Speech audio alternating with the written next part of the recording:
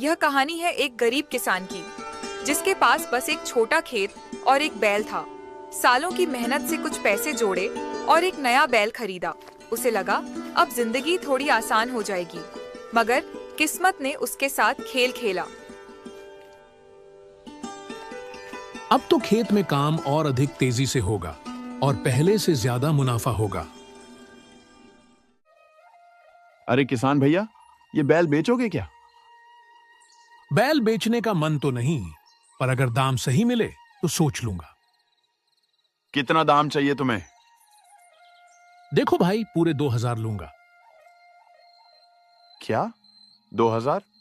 अरे ये बैल तो गधे के भाव का है। चलो पंच से पूछते हैं, वही फैसला करेगा। लेकिन तुम्हें भी वही मानना होगा जो पंच कहेगा।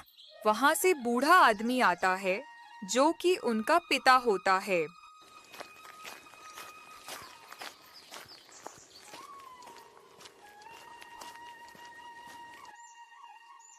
अरे बाबा जी, इस बैल की कीमत कितनी होगी? आप तो जानते होंगे। इस बैल की कीमत तो सिर्फ 500 रुपए है, उससे ज्यादा नहीं है।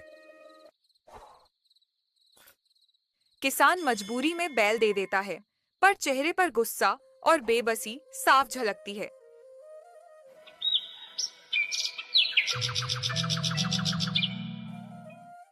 फिर अगले दिन किसान महिला के भेष में उनके घर जाता है। किसान अब सुंदर महिला का भेष धरकर खड़ा है। किसान समझ गया था कि उसके साथ चालाकी हुई है, मगर वो हार मानने वाला नहीं था। उसने तय किया, ठगों को उन्हीं की चाल में फंसाना है। मैं आप तीनों में से किसी एक से शादी करना चाहती हूँ। हाँ हाँ, मैं करूंगा शादी। शादी उसी से होगी जो मेरे लिए बनारस की साड़ी, मथुरा के पेड़े और सहारनपुर के आम सबसे पहले लाएगा।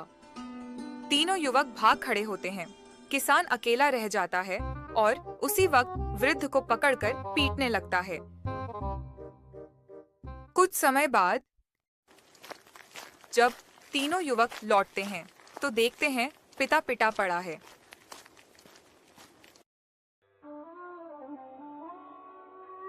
अरे बापू, ये किस हाल में हो? वही किसान था जिसने हमें गधा बना दिया।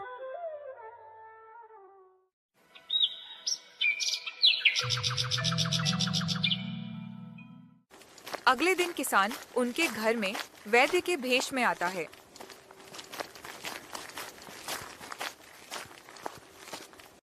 मैं वैद्य हूँ, तुम्हारे पिता को बचा सकता हूँ, लेकिन इसके लिए 4 दुर्लभ जड़ी बूटियां चाहिए।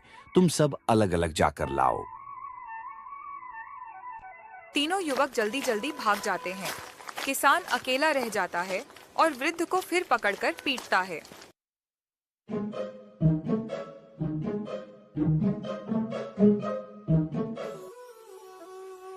फिर किसान अपना बैल लेकर वहां से चला जाता है।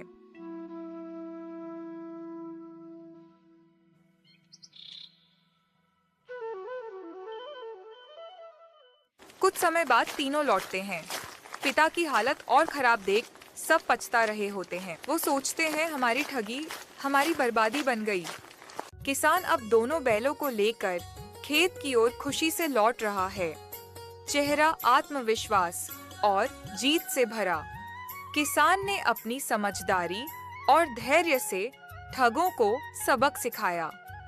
ये कहानी हमें याद दिलाती है कि ताकत से बड़ी होती है बुद्धि और सच्चाई।